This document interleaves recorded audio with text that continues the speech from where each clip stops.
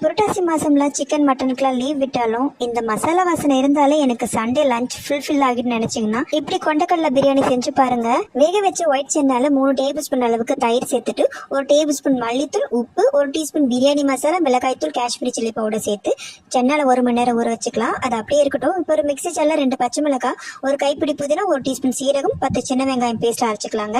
இப்போ ஒரு குக்கர்ல 4 டேபிள் ஸ்பூன் நெய் எண்ணெய் விட்டுட்டு பிரியாணி மசாலா சேர்த்துட்டு 2 பெரிய வெங்காயம் சேர்த்து வதக்கினதும் 2 டேபிள் ஸ்பூன் அளவுக்கு இஞ்சி பூண்டு பேஸ்ட் சேர்த்து வதக்கிட்டு 2 தக்காளியும் சேர்த்து வதக்கிடுங்க. இப்ப அரைச்ச புதினா பேஸ்ட் சேர்த்துட்டு ஊற வச்ச சென்னாவையும் சேர்த்து நல்லா எண்ணெய் பிரிவு அளவுக்கு வதக்கிட்டு 1/2 மணி நேரம் ஊற வச்சிருந்த பாஸ்மதி அரிசி 1 கப் அளவுக்கு சேர்த்துட்டு 1 கப் பாஸ்மதி ரைஸ்க்கு 2 கப் அளவுக்கு தண்ணி சேர்த்து கொதிச்சதும் கைப்பிடி புதினா சேர்த்துட்டு வாழை இலை போட்டு குக்கரை மூடி போட்டு 2 விசில் விட்டு ஸ்டவ் ஆஃப் பண்ணிக்கோங்க. அவ்வளவே தாங்க. நல்லா வாழை இலை வாசனையோட கம்மன்னு பிரியாணி வாசனை வீட்டையே தூக்கும். நான்வெஜ் மிஸ் பண்ணாலும் பிரியாணி ஸ்மெல் மறக்காம இருக்கிறதுக்கு இந்த மெத்தட்ல செஞ்சு பாருங்க.